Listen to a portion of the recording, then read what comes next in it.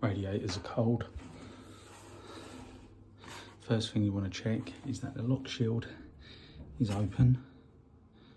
And then the second thing you want to check is that this TRV has not stuck in the bottom position. Sometimes when they're left and not been touched for a while, they get stuck in the off position. So I'll show you how you release them. Firstly, unscrew them.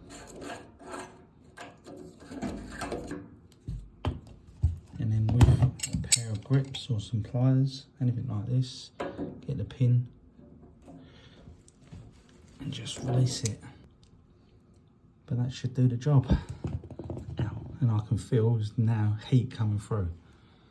So always check your TRVs and your lock shield first. Job done.